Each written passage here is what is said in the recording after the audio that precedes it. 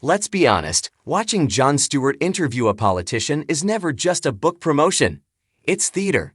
It's an interrogation. And when his guest is perhaps the most controversial Democrat turned independent of the last decade, Joe Manchin, you know it's not just an interview, it's an autopsy. Stewart, the beloved and razor-sharp voice of liberal reason, recently sat down with the former West Virginia senator, a man who famously held the entire Biden legislative agenda in his hands for 2 years.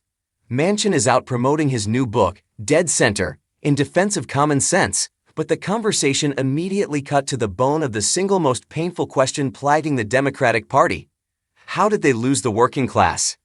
How did a state like West Virginia, a state built by union hands, a stronghold of blue dog Democrats who prized liberal labor politics for generations, become one of the blood-reddest states on the map, falling head over heels for Donald Trump not once, not twice, but 3 times in landslides? This wasn't just a polite chat. This was a confrontation, and it got to the heart of a frustration that millions of Americans feel every single day. The elephant in the room. Stewart, in his classic style, didn't pull any punches. He immediately challenged Manchin's entire premise of moderation.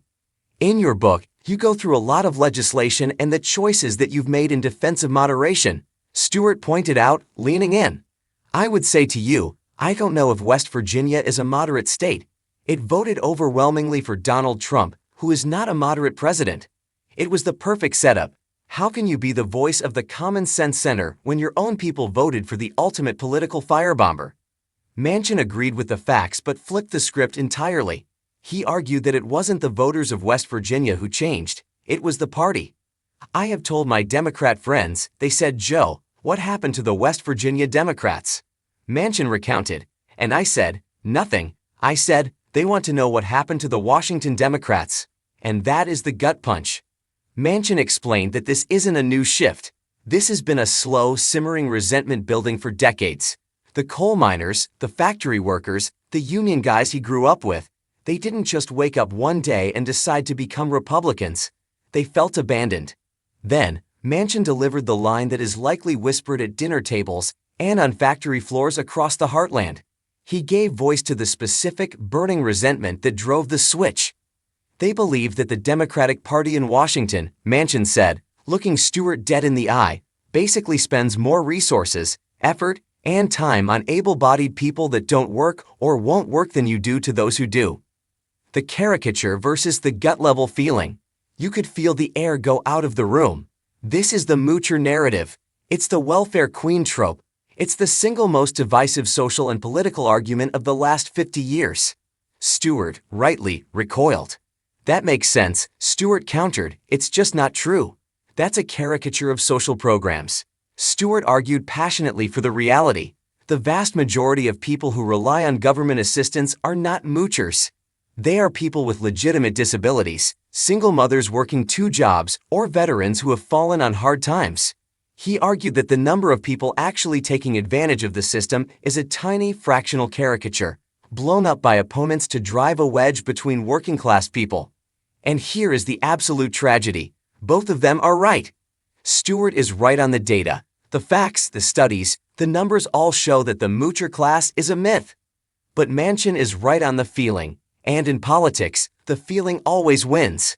Manchin tried to agree, I agree with you, it is a caricature, but he insisted that the Democratic Party's own policies and messaging are what allow that caricature to feel true. When the man who clocks in at 5 a.m., whose back aches, who pays his taxes, and who just wants to provide for his family, turns on the news, what does he see? He doesn't see a party celebrating his hard work. He sees a party, in his perception, that is more focused on 1,000 other issues before they get to him. He feels not just forgotten, but actively disrespected. This is the emotional disconnect.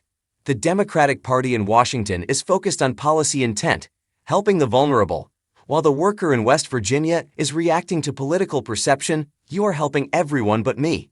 The tipping point, a failure of common sense. Manchin argued that this isn't just a vague feeling. He pointed to a concrete, massive political failure where he believes Democrats overreached and broke the trust of the center for good, the border. This, for Manchin, was the final straw. The thing that I have said again, to my Democrat friends, "The mistake was made on the border," he said, frustration in his voice.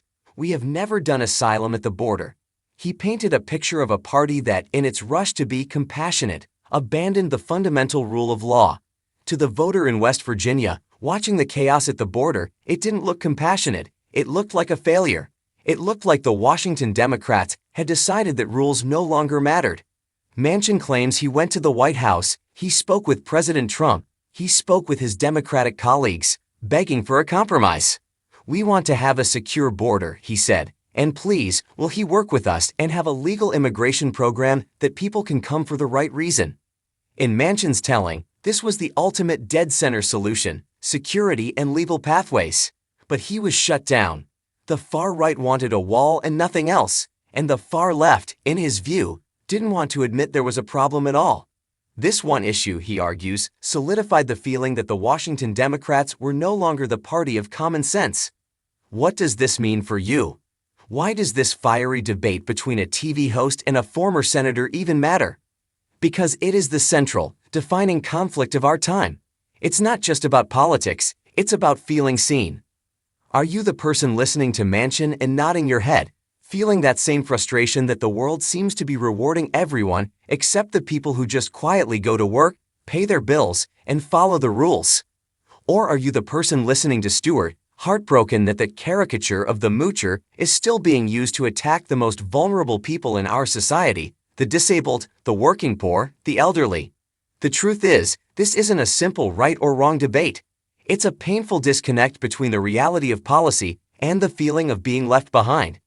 Manchin's book is a plea for the common sense center, but the debate he had with Jon Stewart reveals the center isn't just a political position. It's a shared sense of reality, and right now, it feels like we don't have one. Until one side can truly hear the fear and frustration of the other, not just the talking points, but the real human emotion behind them, this gap will only grow wider. And the people who feel abandoned will keep looking for anyone, moderate or not, who promises to finally see them.